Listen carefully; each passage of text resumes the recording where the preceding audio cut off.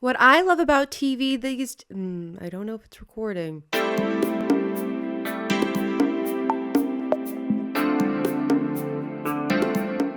Welcome to Dani's TV Guide, where we're going to take a trip down memory lane and see if these TV shows hold to the test of time.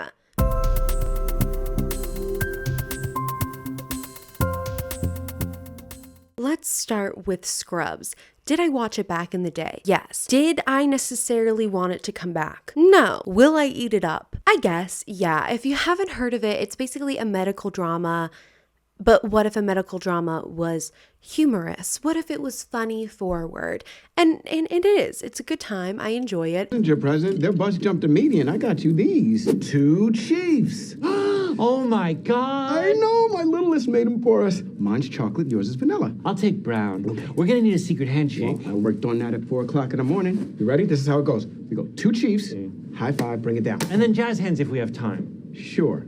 I don't really have that much to say about it, positive or negative. I will say, however, it is so much better than the last season of Scrubs. If you guys can recall that, if you saw that, I only saw like a few episodes and was like, contrary to that season, I actually like these new interns a lot. I think the show balances the sort of Gen Z of it all, because the interns would be like Gen Z. Hey! I don't think I was supposed to hear that, but I'm glad I did.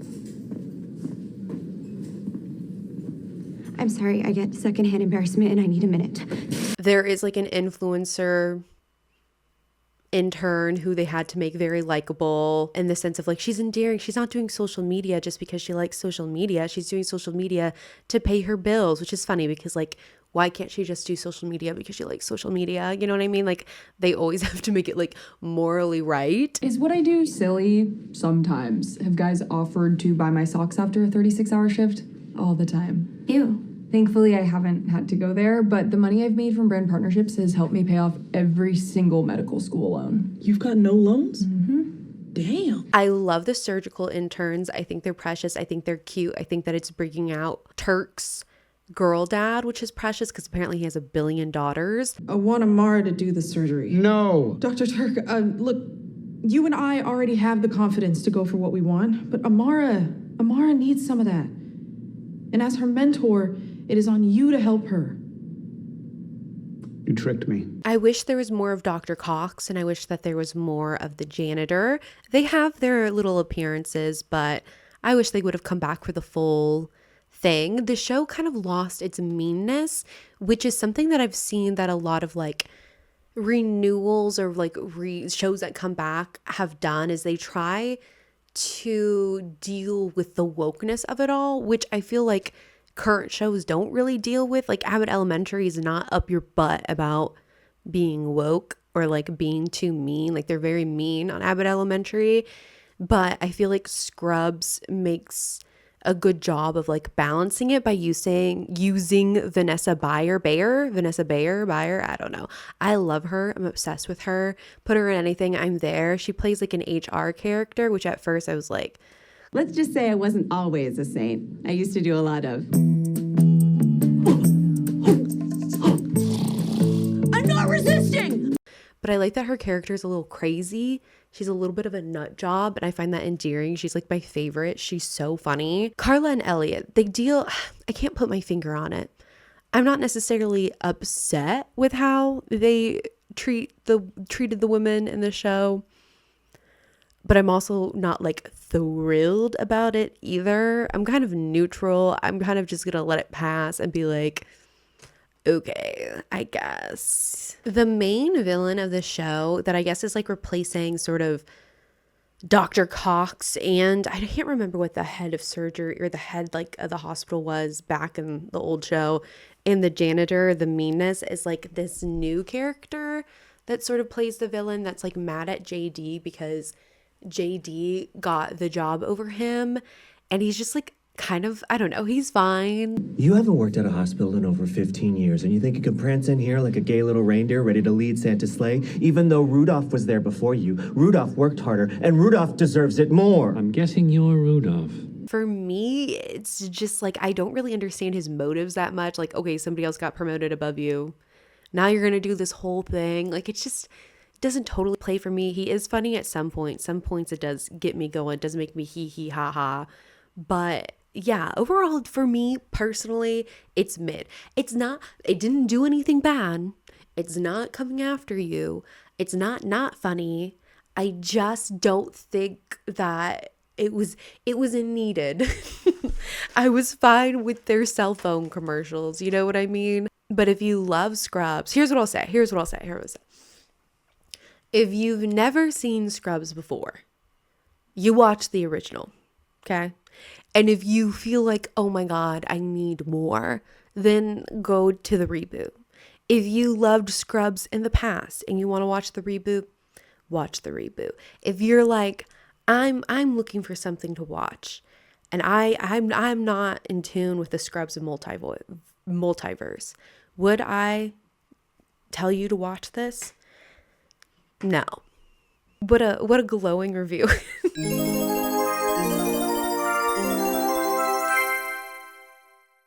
King of the Hill. This has been out for a while. It's just kind of on theme.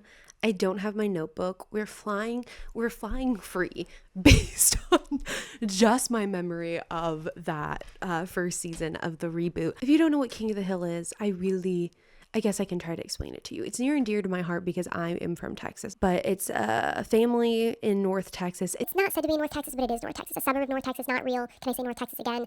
Arlen, Texas is where they live. On Rainy Street, which is a popular street in Austin, Texas, or it was until a bunch of apartment buildings went up. Anyways.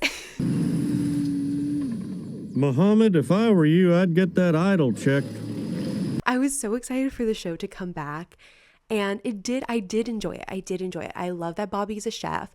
I wish that he had a little comedy TikTok. I think that would be really cute. I love that Bobby can speak Spanish because Peggy could never speak Spanish. Tener mucho demasiados buenos años enfrente para pasar mi vida en fábrica cigarros. Tú trabajas fuerte, Emilio. Me gusta mucho. Tú también, jefe. I think that the running gag of Joseph thinking that he is a white man is ridiculously hilarious. Oh, yeah, I feel ya. I mean, I'm the only white dude on my road crew. As a white dude, one of my biggest... I don't think that Bobby and Connie should be together. Okay, so... when this show first came out, I made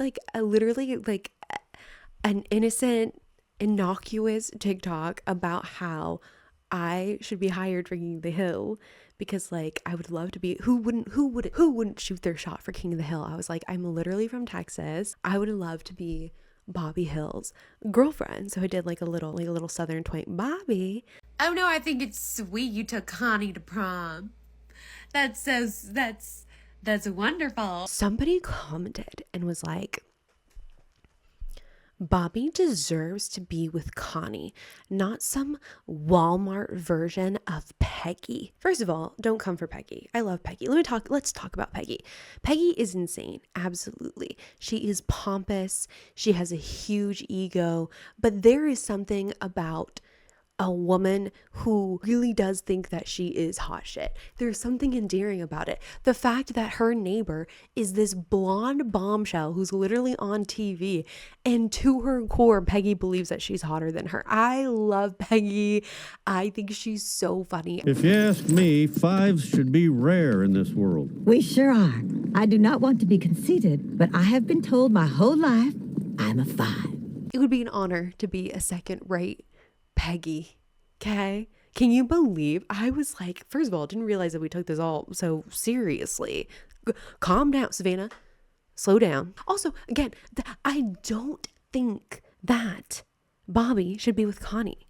I think that they're childhood loves. I think that they should be cordial. I think that they should want more. They should go get more. Bobby, come quick. The ice cream truck is here and they're going to run out of Tweety Bird. I want to see more of Boomhauer being a parent. I want to see more of GH, Good Hank. No, I can't. I'm just another weak loser destined for cuctitude. Those words, whatever they mean, have never described a hill. I want to see Bill go on Ozempic and get his groove back. They should give us more I think I also saw it on Hulu. Big Hulu episode. What up?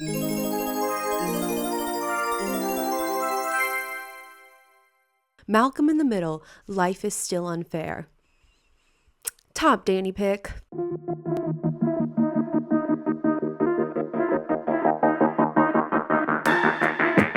I'm sorry. I loved it. If you're pure of heart, it's so funny. It's so good. I loved Malcolm in the Middle. If you're not familiar with the premise of the show, the original show, sitcom, family sitcom, main character.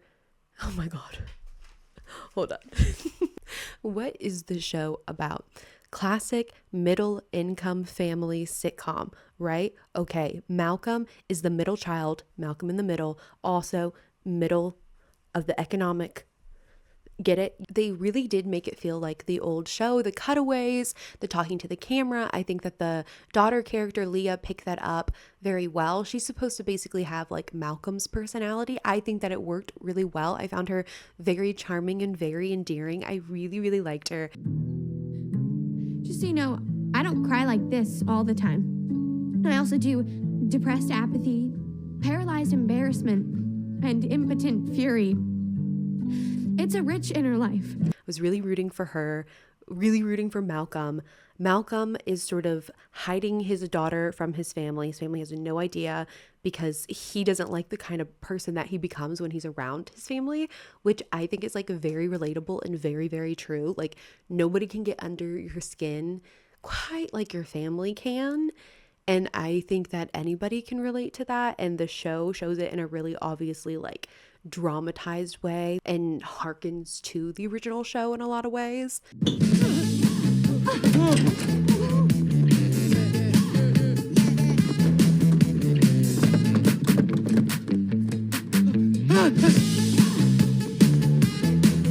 So Malcolm is introducing the girlfriend to his daughter and they bond immediately, which I thought was so precious and so cute. And it like immediately takes away that tension. And you're like, the tension is not going to be about that. Like it's still going to surround like Malcolm. Like Malcolm is going to be the one that's sort of attacked in that way that he's always been. Now him. Has he ever told you about his reluctant move into politics? Oh my God. No. One time I found a notepad where he wrote Assemblyman, Congressman, Lieutenant Governor. Leah, she is going to struggle more with like the teeny bop things. And it's not as like vicious as Malcolm in the Middle was, which I think that they can't really do. One, because she doesn't have any siblings, and two, she's just a sweet little girl and no harm can come to her. I knew I'd be good at flirting. Come in. Lois and Hal are so precious. I was so happy to see their characters again. Can I at least give you a hug? Not physically.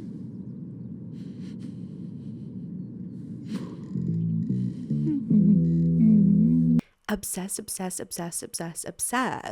Okay, wait, let's talk about the siblings. Let's talk about the main siblings. Okay. Dewey seems like he's some sort of musical savant that's just like off, which didn't bother me that much. Like he's mostly on video call, didn't bother me. Jamie, nowhere to be found, also really didn't bother me because like he was a baby in the last few seasons. Reese, so funny. I really liked his dynamic. I think that his character stayed the same. I would like to see a bi arc for Reese. Maybe he has a cooking TikTok or cooking YouTube. I really liked his dynamic with his sibling Kelly. Kelly's non-binary, is the youngest, kind of playing off the trope that Lois could never have daughters. They also are trying to deal with the issue of the wokeness of it all, which again, I think is a made up problem, but I think that they deal with it really well because the show has always kind of been woke as a early 2000s show can be. I think Kelly and Reese, they beef a lot, they butt heads in the very classic original sibling way that the show was known for. Oh, that reminds me. Ow, ow, ow, ow. What are you doing? Dad is out there emotionally destroyed. I to trash Malcolm as much as I can before he snaps out of it. How stupid are you? I really enjoyed it. I really loved it. I want more. There was only 4 episodes, which to me, it's like, why go through that much effort getting everyone together just for 4 episodes? That was so heartbreaking for me. I thought that it was going to be like, I saw that there were all 4 episodes, which I saw in one night, sobbed, by the way, so emotional, so good, watched it all. And I thought, oh my God, what a great way to kick off this season. This is so amazing. Just to find out that was all it was, were just those 4 episodes. I was heartbroken. I need more of the sibling dynamics. I think that they can find a way to like bring like her there. Like literally in the 70 shows, they have Leah there for the summer. I really enjoyed it. I want more. I hope that they make more. Malcolm in the Middle, Life is Still Unfair, Dani's top pick on Hulu. Check it out.